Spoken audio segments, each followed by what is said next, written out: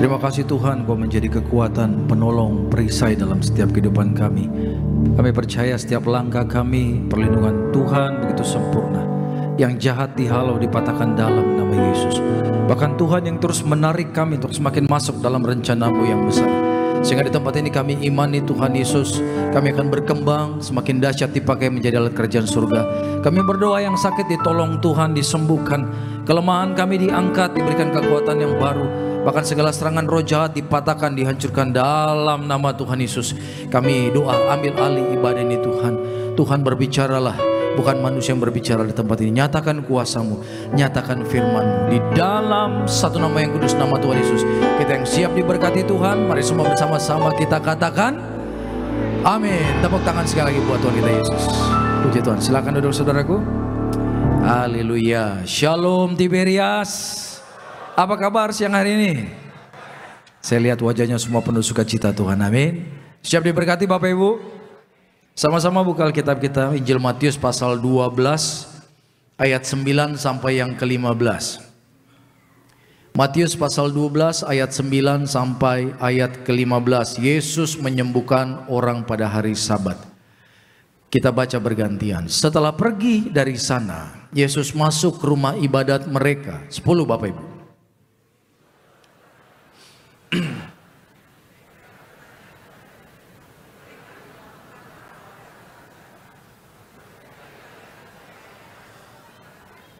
Tetapi Yesus berkata kepada mereka, jika seorang dari antara kamu mempunyai seekor domba dan domba itu terjatuh ke dalam lubang pada hari Sabat, tidakkah ia akan menangkapnya dan mengeluarkannya? 12.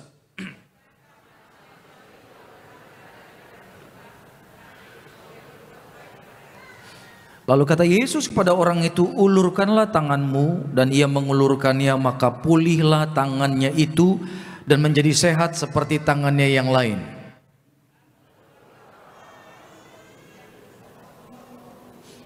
(15) bersama-sama. Tetapi Yesus mengetahui maksud mereka, lalu menyingkir dari sana. Banyak orang mengikuti Yesus dan ia menyembuhkan mereka semua. Haleluya. Siang hari ini saudaraku, kita akan berbicara tentang betapa pentingnya pola pikir di dalam kehidupan orang percaya. Setiap manusia pasti sudah memiliki pola pikir, betul tidak? Ya. Pola pikir ini berbicara sebuah pola. Pola di dalam berpikir. Jadi pola itu sudah jadi. Sama seperti ketika kita mau menjahit baju, polanya dibuat dulu saudaraku. Baru kemudian diukur kainnya sesuai dengan pola. Nah, pola pikir ini berbicara tentang cara berpikir kita yang sudah terbentuk sekian puluh tahun sesuai dengan umur kita masing-masing. Dan pola pikir ini sudah terbentuk pastinya sedikit banyak campur tangan dari keluarga maupun lingkungan, sekolah ataupun pekerjaan atau pelayanan di mana kita berada. Bisa juga ada pengaruh dari siapa orang-orang yang ada di sekeliling kita. Nah, pola pikir itu terbentuk. Tapi seringkali yang menjadi masalah, pola pikir yang dimiliki kita sebagai anak Tuhan itu seringkali pola pikir yang salah. Nah, ini berbahaya karena pola pikir ini nanti bisa menuntun kita kepada perbuatan yang salah. Makanya seringkali manusia melakukan kesalahan dan kemudian ujung-ujungnya penyesalan. Kenapa mereka melakukan kesalahan yang membawa kepada penyesalan? Karena ternyata di awal pola pikirnya salah saudaraku. Itulah sebabnya ketika Bapak Ibu ikut Tuhan, jadi anak Tuhan, maka Bapak Ibu akan mengalami banyak proses. Apa yang diproses? Pola pikir ini. Diproses supaya menjadi seperti pola pikirnya Tuhan. Bilang amin dulu. Amin. Yang salah diperbaiki. Nah, ini yang seringkali kita rasakan terjadi perubahan. Ya, yang secara drastis ketika kita ikut Tuhan. Mungkin dulu begini, sebelum kita ikut Tuhan kita sudah punya tatanan kehidupan dari skala prioritas utama sampai yang terendah. Mungkin pertama keluarga, anak-anak, ya kan, kemudian usaha, karir, pekerjaan. Mungkin setelah ikut Tuhan pelayanan, segala macam masuk tuh. Dari A sampai Z kita sudah tahu mana yang utama, mana yang berikut, seterusnya apa.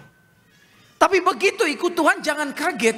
Tiba-tiba nanti prioritas yang di bawah diangkat sama Tuhan jadi yang utama, saudaraku. Diobrak-abrik sama Tuhan. Nah seringkali kita merasa kita nggak siap di sini. Karena kita merasa gini, oke Tuhan aku sekarang sudah jadi anakmu ya. Tapi kalau yang ini jangan diubah Tuhan. Yang lain boleh Tuhan campur tangan. Yang lain Tuhan boleh ubah. Tapi kalau masalah ini jangan, aku sudah nyaman dengan ini. Nah seringkali kenyamanan ini membuat kita Bapak Ibu justru tidak peka akan suara Tuhan. Hati-hati. Jadi Tuhan seringkali diubah tuh, diacak-acak. Karena apa yang seringkali kita anggap baik ternyata itu belum ada apa-apanya di hadapan Tuhan.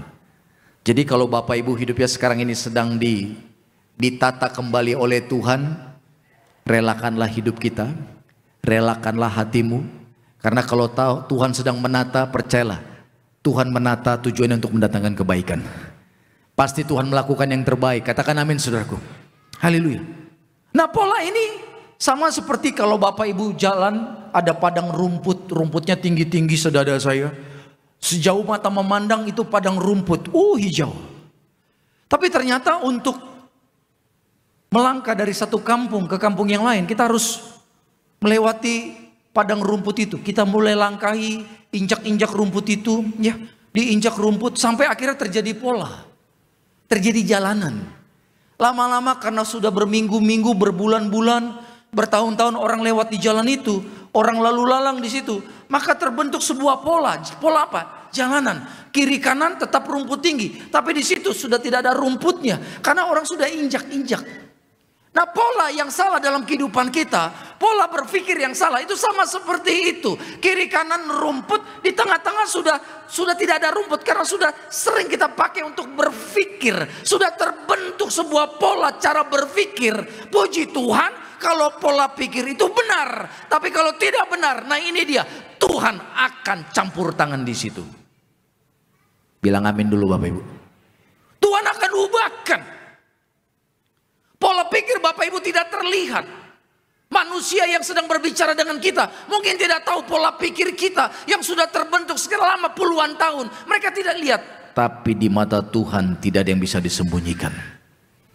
Bilang amin.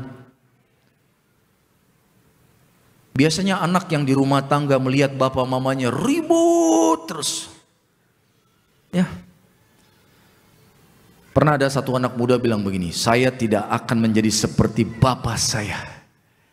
Bapak saya selalu KDRT kepada mama saya. Dia suka mabuk-mabukan.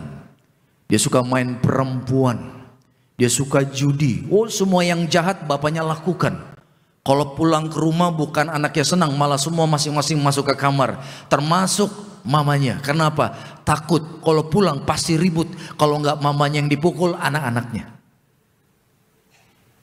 Dan anaknya janji ketika dewasa, saya akan menikah, saya tidak akan menjadi seperti papa saya. Percaya enggak? Begitu menikah, tiba-tiba dia berubah, bahkan lebih jahat dari bapaknya. Sampai dia heran, saya benci kelakuan bapak saya benci, bahkan trauma melihat mama saya diinjak-injak, dipukul oleh bapak saya bahkan trauma melihat dia asal pulang bau alkohol, ya kan, marah-marah di rumah. Bukan hanya mama, kami pun menjadi sasaran tinju dia. Tapi kenapa begitu saya menikah, saya menjadi sama seperti bapak saya, bahkan lebih parah dari bapak saya. Ada yang begitu di sini? Ternyata saudaraku, kenapa terulang kejadian kelakuan bapaknya menimpa kepada dia, padahal dia benci kelakuan bapaknya? Satu penyebabnya, karena dia kepahitan kepada bapaknya. Jadi pintu kepahitan ini, pintu gerbang setan yang sama yang menyerang bapaknya akan menyerang dia juga. Itu dia. Itu terbentuk pola pikir. Sehingga dia berpikir bahwa apa yang dia lihat puluhan tahun di rumah itu yang benar. Ternyata cara memperlakukan istri supaya istri tunduk harus dipukul, harus perkataan kasar supaya anak takut sama saya, harus dicaci maki, dibentak, diancam, bahkan bila perlu dipukul. Mereka berpikir itu cara yang benar. Sehingga jangan kaget kalau dia pun mewarisi itu kepada anak dan istrinya. Dia perlakukan istrinya dengan cara yang sama, dia perlakukan anak-anaknya dengan cara yang sama. Itu sudah terbentuk pola pikir, saudaraku. Apalagi kalau sudah puluhan tahun, ini untuk berubah gak mudah. Sudah puluhan tahun mendarah daging dalam tubuh kita, sudah karatan istilahnya dalam hidup kita. Tapi percayalah, sekalipun sulit, tapi bagi Tuhan tidak ada yang mustahil. Saya banyak menjumpai orang-orang yang begini kelakuannya. Begitu dijamah Tuhan, karakternya, pola pikirnya mengalami perubahan drastis. Dan kalau orang sudah diubah pola pikirnya, waduh, jalan-jalan di depan dia itu dahsyat, saudaraku. Bapak Ibu, seperti khotbah saya minggu lalu, kita harus percaya bahwa Tuhan kita punya rencana yang besar buat setiap kita. Yang percaya katakan? Yang bilang amin kurang mantap nih. Yang percaya katakan? Sama-sama dulu katakan, aku percaya, aku pasti diberkati, aku pasti luar biasa, karena Yesusku luar biasa. Tepuk tangan dulu yang meriah buat Tuhan kita. Bapak Ibu tahu nggak saking dahsyatnya Tuhan? Ini simple, satu contoh kecil dari sekian banyak kedahsyatan Tuhan. Minggu lalu saya lihat satu video. Di video ini Bapak Ibu dijelaskan betapa luasnya alam semesta di atas sana, di mana ada bulan, bintang, matahari dan segalanya. Ternyata saudaraku, bumi tempat di mana Bapak Ibu lahir dan tempat di mana nanti kita akan meninggal, saudaraku, bumi ini yang menurut kita cukup besar, di mana diameternya sekitar 12.000 km lebih. Diameternya 12.000 km lebih. Tuh. Bumi yang besar ini, percaya nggak Bapak Ibu? Ternyata di jagat raya itu hanya seperti satu butir pasir di tengah lautan. Sehingga peneliti ruang angkasa mengatakan begini, kalau suatu saat ada manusia tersesat di ruang angkasa, mungkin dia pilot ya, kapalnya meledak tapi dia masih pakai baju astronot dan kemudian mengambang dia di sana. Kalau dia sampai tersesat, maka kecil kemungkinan untuk dia bisa kembali ke bumi. Karena begitu banyak planet-planet, begitu luas, sampai seakan-akan jagat raya itu, alam semesta seperti satu ruangan yang tidak ada batas ukurannya. Luas luar biasa. Bumi yang besar ini seperti pasir di lautan. Tapi yang dahsyat, walaupun luas dan banyak planet-planetnya, tapi tidak ada yang bertabrakan. Benar nggak? Pernah nggak Bapak Ibu mendengar kabar matahari hampir menabrak bulan? Pernah nggak? Bulan hampir menabrak planet-planet yang lain. Gak ada, saudaraku. Semua bergerak sesuai dengan aturan. Ya, aturan siapa yang buat? Tuhan yang buat. Bayangkan begitu banyak miliaran benda-benda di jagat raya. Terjadi pergerakan yang begitu sempurna, harmonis, luar biasa. Nah, saya mau katakan bahwa Tuhan yang dahsyat itu, kalau hidupmu dan hidupku di tangan Dia, kita pasti luar biasa. Tepuk tangan buat Tuhan kita Yesus. Jangan ragu. Mungkin beberapa dari Bapak Ibu yang datang ke tempat ini berkata, "Hah, mujizat, mah luar biasa. Tapi kok hidup saya udah puluhan tahun begini-gini aja, nggak ada perubahan." Kalau orang saya lihat banyak yang terima mujizat, banyak ditolong Tuhan, banyak mengalami terobosan. Bahkan saya lihat banyak orang bukan hanya dari nol, dari minus, diangkat Tuhan dahsyat luar biasa. Lah, saya kok biasa-biasa aja. Kayaknya untuk luar biasa dan terima mujizat kayaknya untuk orang lain deh. Kalau saya enggak, saya mau katakan itu suara setan, saudaraku. Kita harus punya iman. Roh yang di dalam orang yang luar biasa dipakai Tuhan, roh yang sama ada di dalam kita. Roh Kudus tidak pernah membeda-bedakan. Katakan amin. Amin. Roh Tuhan yang sama yang membangkitkan Yesus dari kematian ada di dalam orang yang luar biasa dipakai Tuhan, ada juga di dalam hidup Bapak Ibu semua. Karena itu tunggu waktunya Tuhan, pasti dahsyat. Satu, ubah apa yang harus kita ubah. Kalau siang hari ini Tuhan berbicara tentang pola pikir kita yang salah, seringkali ternyata ini menjadi penghambat untuk Tuhan bekerja mengangkat kita. Mungkin Tuhan bilang ini sama kita, "Anakku, udah dari dulu aku mau promosikan kau, tapi pola pikirmu gak mau berubah. Aku sudah ngomong berapa kali tapi kau ngeyel, kau gak mau berubah. Setiap kali kau dengar firman, Padahal firman itu untuk engkau anakku, tapi kau bilang ini bagus untuk suamiku. Oh, coba dia datang ke gereja tadi, pasti ini bagus buat dia. Padahal itu buat dia, saudaraku. Gitu. Firman Tuhan yang Bapak Ibu dengar itu fungsinya banyak. Ada kalanya kita dengar firman, yang lemah dikuatkan. Benar gak? Firman Tuhan bisa menguatkan orang yang lemah. Firman Tuhan juga bisa membangkitkan iman. Firman Tuhan juga bisa memberikan penghiburan. Tapi ada kalanya firman yang kita dengar itu bentuknya teguran. Nah, banyak orang gak siap ditegur. Gak mau ditegur. Nah, sikap tidak mau ditegur ini seringkali menjadi penghalang Tuhan mewujudkan rencananya buat kita. Orang-orang yang tidak mau ditegur ini cenderung orang yang keras. Orang yang menganggap dirinya lebih benar dari Tuhan. Ngeri loh. Kalau lebih benar dari orang lain, oke lah, subjektif. Tapi kalau lebih benar dari Tuhan, siapa kita? Kita ini nggak ada seujung kukunya Tuhan. Katakan amin. Siapa kita merasa lebih benar dari Tuhan? Bahkan seringkali tanpa kita sadari kita menjudge, menilai Tuhan salah dalam hidup kita. Hati-hati saudara. Ada orang seperti itu. Lihat, ini yang terjadi. Itu tadi khotbah saya baru pendahuluan saudaraku. Intinya baru mau masuk nih, baru mau landing. Coba kita buka yuk pada ayat yang keberapa tadi? Ayat yang ke-14. Bapak Ibu diberkati Tuhan. Puji Tuhan. 14, sama-sama yang keras yuk. Pelan-pelan ya, pelan-pelan.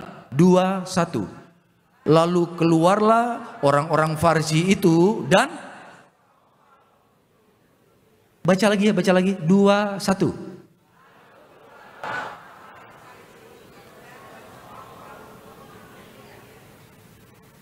Baca, coba, ngeri nggak ayat ini? Orang Farisi keluar dari mana? Bait Allah, tempat Yesus berkhotbah, tempat Yesus melakukan mujizat. Apa mujizatnya? Orang stroke sembuh saat itu, benar nggak? Tangannya kan loyok satu, itu stroke, disembuhkan Tuhan. Tapi kemudian karena ada kesembuhan, Alkitab bilang mereka bersekongkol. Saya mau tanya, kata lain dari bersekongkol apa? Ada yang tahu? Kata lain dari bersekongkol apa? Konspirasi, benar Pak. Ada yang lain? Gak apa-apa, jawab. Salah menjawab di gereja tetap ke surga kita, tenang. Jangan takut. Ada yang lain, jawaban yang lain. Bersepakat, bersekongkol, konspirasi, apa lagi? Kerjasama, ya. Pokoknya mereka jadi bestie tiba-tiba. Jadi ngegeng. Merencanakan satu hal yang bisa baik ataupun yang jahat. Tapi yang ngeri di sini, orang-orang Farisi bersepakat, ya, konspirasi, bersekongkol, punya ide sama-sama, mengerikan, membunuh Yesus. Pertanyaan saya, ayat-ayat sebelumnya ada nggak alasan yang tepat untuk mereka membunuh Yesus? Ada nggak? Ada nggak satu kesalahan yang layak untuk Yesus dibunuh? Ada nggak? Gak ada, justru kebaikan. Nah, ini yang saya katakan, mereka ini, orang-orang Farisi ini, orang-orang yang sudah terikat dengan pola pikir yang salah. Berpuluh-puluh tahun mereka sudah dibentuk dan gak mau berubah. Orang Farisi itu gak Bapak Ibu, ini orang-orang yang belajar firman Tuhan puluhan tahun. Di zaman itu untuk masuk golongan orang Farisi tidak mudah. Ini kelompok elit. Ini orang-orang elit Bapak Ibu di kalangan orang Yahudi. Mungkin kalau cuma seperti saya cuma gelar MTH S2 dalam teologi, belum layak masuk, belum layak Pak. Ini yang masuk nih pentolan-pentolan, orang-orang ternama, terhebat, orang-orang yang dianggap luar biasa. Belajar firman puluhan tahun. Mereka belajar apa? Tolong katakan, belajar firman. Mereka belajar firman ya. Tapi lihat, ketika firman yang hidup, yaitu Yesus di depan mata mereka, mereka tidak kenal Yesus. Mereka nggak kenal Yesus. Ini sama seperti ada orang punya pacar LDR, long distance relationship. Ya, belum pernah ketemu, tapi lama-lama jatuh cinta. Hanya lewat apa? Tulisan surat. Surat yang dia tulis, kata-katanya dia cerita tentang dirinya. Dia cerita tentang kerinduannya, dia cerita tentang kedekatannya dengan Tuhan, dia cerita tentang tempat di mana dia tinggal. Berbulan-bulan, bertahun-tahun menjadi teman, tukar surat, lama-lama tumbuh perasaan, lama-lama cinta, lama-lama merasa ini calon pasangan saya di masa depan. Begitu pasangannya datang menjumpai dia bilang, "Oh, siapa kau?" Yang tadinya disayang, jarak jauh sayang, begitu dekat, bahkan mau dibunuh. Sama Bapak Ibu, Alkitab yang di tangan kita itu adalah surat cinta dari surga, katakan amin. Surat cinta Tuhan yang diinspirasikan kepada begitu banyak penulis dalam rentang waktu yang berbeda-beda. Tapi orang-orang ini diilhamkan Tuhan, diberikan inspirasi untuk menulis begitu banyak cerita tentang kerajaan surga. Bicara tentang kuasa, tentang mujizat. Tapi intinya bicara tentang satu pribadi. Siapa dia? Yesus. Jadi orang Farisi begitu, saudara. Pola pikirnya sudah terbentuk salah. Harusnya ketika Yesus, apa yang Yesus katakan? Coba ayat yang ke-11. Ini perkataan Yesus, kita buka yuk ayat yang ke-11. Saya bacakan. Tetapi Yesus berkata kepada mereka begini, jika seorang dari antara kamu mempunyai seekor domba, dan domba itu terjatuh ke dalam lubang pada hari Sabat, tidaklah ia akan menangkapnya dan mengeluarkannya. Bukankah manusia jauh lebih berharga daripada domba itu? Karena itu boleh berbuat baik pada hari Di sini mereka mempermasalahkan Yesus. Mengapa Yesus mengizinkan para murid yaitu memetik bulir gandum, dan kemudian mengapa Yesus menyembuhkan orang pada hari Sabat? Saya mau tanya, di hari Sabat apa yang tidak boleh dilakukan? Ayo, ada 50.000 orang di sini, masa nggak ada yang jawab? Saya mau nanya, apa? Bekerja, betul. Nggak boleh masak ya, nggak boleh cuci baju, cuci piring, nggak boleh. Kita harus teduh. Teduh bukan hanya hati, fisik pun teduh. Kita harus diam di hadirat Tuhan. Gitu. Sama begini Bapak Ibu. Kalau ada orang bikin peraturan, tidak boleh melanggar lampu merah.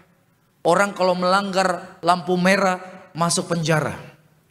Kira-kira tiba-tiba nih yang bikin peraturan melanggar lampu merah. Pertanyaan saya, dia bersalah nggak? Tolong yang kompak jawabnya. Salah nggak saudaraku? Oke, salah. Tuhan Yesus bilang begini, hari Sabat semua tidak boleh ada yang kerja. Di hari Sabat Yesus menyembuhkan orang sakit. Saya mau tanya, Yesus bersalah nggak? Halo, bersalah nggak? Bersalah Pak? Bersalah? Bersalah? Kelompok pencapir A bilang bersalah. Kelompok pencapir B tidak. Ayo, kelompok pencapir C jawabannya apa? Idem. Bersalah Pak? Enggak ya? Enggak. Kan Yesus yang bikin peraturan. Tapi seakan-akan di situ Yesus melanggar peraturan yang dia buat. Benar nggak? Nah, kita harus bisa melihat ini dengan baik, saudaraku. Kita minta Roh Kudus untuk menolong kita mengerti ini. Gitu. Mengapa di hari Sabat tidak boleh bekerja? Karena sebenarnya Bapak Ibu di situ Tuhan sedang mengajarkan orang Israel bahwa mereka di hari Sabat harus punya waktu untuk berdiam bersama anak dan istri dan suami, untuk punya waktu saat teduh bersama Tuhan. Punya waktu berdoa, memuji, memuliakan Tuhan. Itu intinya Sabat itu. Jadi tinggalkan pekerjaan jasmani, pekerjaan fisik, bangun pekerjaan Tuhan. Itulah sebabnya Yesus berkata, kalau di hari Sabat engkau punya domba masuk ke lubang, ditolong nggak kira-kira? Apa? Ditolong ya? Apakah kemudian kita berkata, domba, sorry, ini Sabat coy, kita tunggu sampai Sabat kelar baru ku tolong kau ya? Beruntung kalau itu lubang yang kering dan gak ada ular di situ. Nah, kalau ada ular dan ada air, mati di situ dombanya. Makanya Tuhan tegur orang-orang yang munafik ini. Tuhan bilang that's okay melakukan perbuatan baik. Yang Yesus lakukan ini pelayanan, perbuatan baik. Artinya that's okay, nggak ada masalah. Di sini bukan artinya Tuhan pembuat peraturan dan kemudian dia yang melanggar peraturan. Bukan. Yesus sedang menunjukkan begini loh caranya melakukan peraturan yang Tuhan kirimkan dalam kerajaan surga.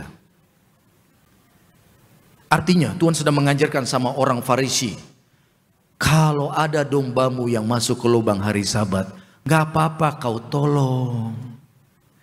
Apalagi manusia lebih berharga dari ini sakit perlu didoakan. Dan ini pelayanan dan ini menyenangkan hatiku. That's okay. Kira-kira kalau kita jadi orang Farisi kita ngeyel atau terima? Tolong jujur, terima atau ngeyel?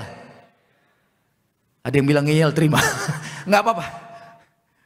Harusnya responnya, oh begitu ya Tuhan, makasih ya kau sudah mengajarkan kami. Ternyata ilmu kami masih cetek.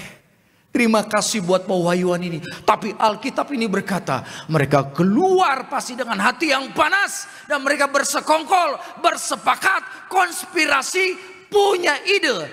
Bunuh Yesus hanya gara-gara ini. Ngeri saudaraku. Jadi ternyata kita ini bisa berubah atau enggak, ternyata tergantung kita. Tuhan itu Allah yang dahsyat. Tuhan bisa paksa lu Bapak Ibu dan saya taat sama dia, tapi Tuhan tidak lakukan itu. Bisa. Ketika kita mau bikin dosa, tiba-tiba tangannya kita nggak bergerak aja. Tiba-tiba kalau kita mau ngambil sesuatu yang bukan milik kita, tiba-tiba tangan kita berhenti, seperti ada rem. Waktu kita mau caci maki orang, tiba-tiba mulut kita dikunci. Ketika kita mau pikir yang jahat, mau pikir yang kotor, tiba-tiba kita ngeblank. Jadi kayak orang dongo. Bisa, tapi Tuhan tidak lakukan itu.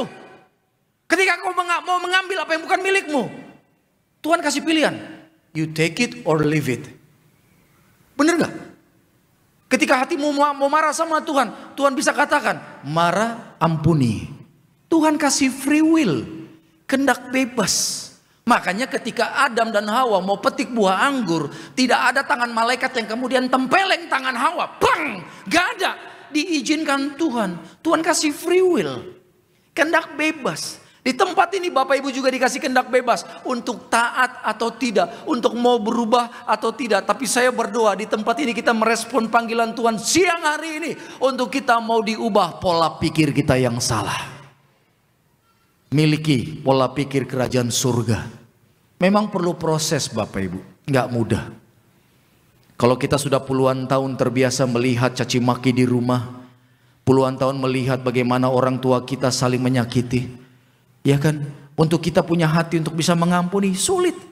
Kita terbiasa melihat bagaimana orang kepahitan, bagaimana orang sakit hati. Untuk kita bisa gampang melupakan kesalahan orang, sulit. Takes time, perlu proses. That's okay. Tapi kalau Bapak Ibu mau taat, lihat prosesnya akan cepat. Amin. Prosesnya akan dahsyat dan luar biasa.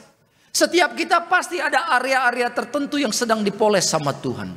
Ada area-area tertentu dalam kehidupan Bapak Ibu di mana orang lain tidak tahu, tetanggamu tidak tahu, mungkin pasanganmu tidak tahu, tapi area itu engkau sedang dibentuk sama Tuhan.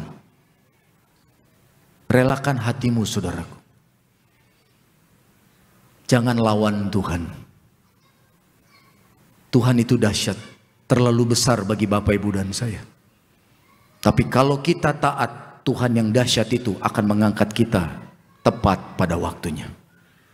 Percayalah, promosi pasti datang. Katakan, promosi pasti datang. Tapi Tuhan yang tahu kita ini sudah layak dipromosikan atau belum. Tuhan yang tahu kita sudah siap dipromosikan atau belum. Tuhan tahu kalau dipromosikan sekarang, ini kayaknya nanti dipromosikan berubah nih hatinya nih. Dipromosikan jauh nih dari aku nih. Dipromosikan bisa berubah nih. Tuhan tahu saudaraku. Makanya itu kalau engkau sedang menanti-nanti promosi berkat pemulihan dari Tuhan, sabar. Nantikan dengan sukacita. Katakan amin. Nantikan dengan iman percaya, yes, yang Tuhan janjikan sudah di depan mata. Doanya selalu begitu. Makanya saya selalu katakan dan sering berdoa buat jemaat. Tuhan taruh di hati saya, mujizat yang Tuhan janjikan buat Bapak Ibu sudah di depan mata. Kalau sudah di depan mata, percaya tinggal 1-2 langkah lagi kau akan meraih apa yang Tuhan sudah sediakan. Tepuk tangan buat Tuhan Yesus. Jadi siang hari ini jujur yuk di hadapan Tuhan. Kalau masih ada yang salah, bilang, Tuhan, aku tahu ini pola pikirku salah. Sudah terbentuk sekian puluh tahun. Karena lingkungan, karena keadaan, karena tekanan. Tapi saat ini aku mau taat. Aku mau berubah. Ubah aku untuk punya pola pikir kerajaan surga. Haleluya. Tundukkan kepala kita. Bapa, terima kasih. Kami merasakan anugerah-Mu melimpah buat kami.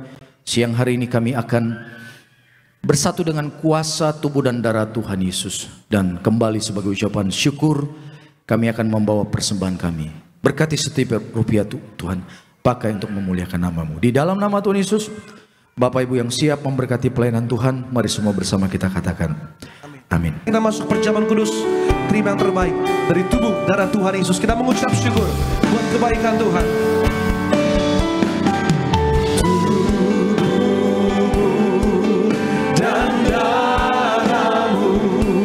Bersama-sama kita bangkit berdiri pada siang hari ini. Kita masuk perjamuan kudus menyatu dengan tubuh darah Tuhan Yesus.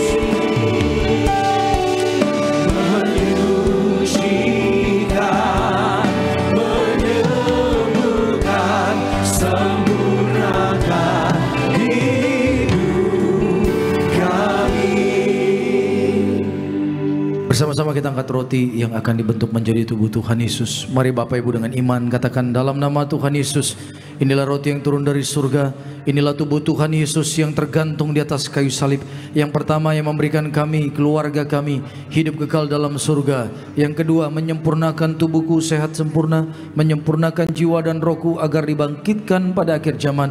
Yang ketiga tubuh Kristus yang tertombak, tertikam di atas kayu salib agar kami bersama keluarga tidak terkapar di meja operasi, tidak terkapar di rumah sakit. Kami tidak lumpuh, tidak pikun, tidak koma, tidak terkapar di ruang ICU.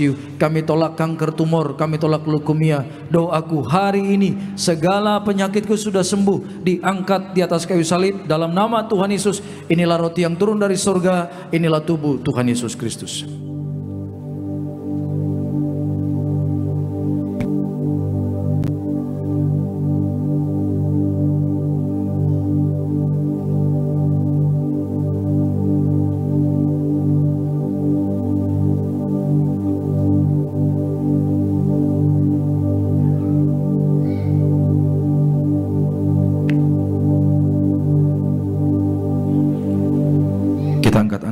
Yang akan dibentuk menjadi darah Tuhan Yesus. Mari sekali lagi dengan iman katakan dalam nama Tuhan Yesus.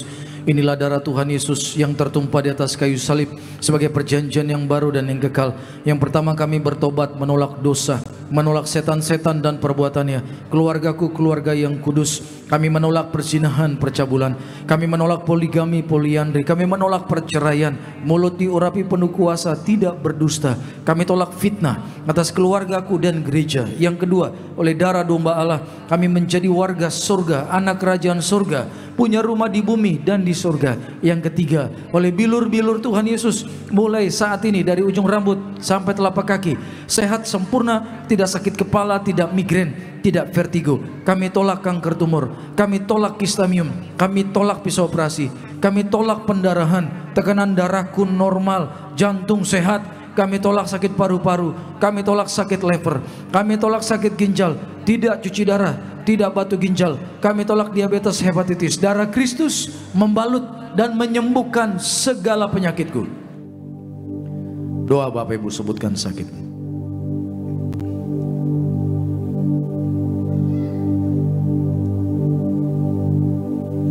Bersama-sama sekali lagi dalam nama Tuhan Yesus. Firman Tuhan berkata, perjamuan kudus ini lebih dari roti mana. Yang pertama, bangsa Israel 40 tahun makan tidur di padang gurun, artinya tidur pun kami diberkati.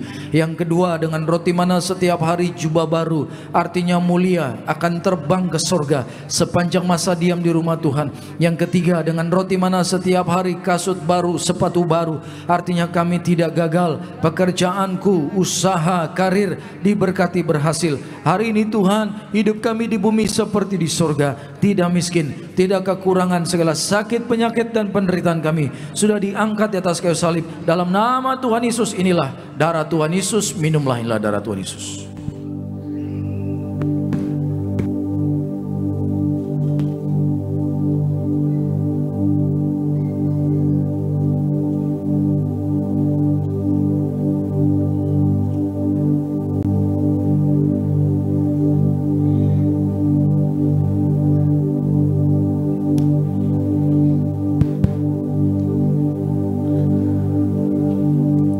Bersama-sama kita mengucap syukur buat yang terbaik tubuh darah Tuhan Yesus bagi setiap kita. Percaya imani ada kuasa yang memberkati setiap kita pada siang hari ini.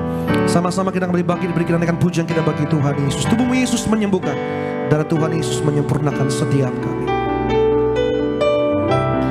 Tubuhmu Yesus menyembuhkanku, darahmu Yesus menyucikanku, ku jadi baru karena kasih-Mu.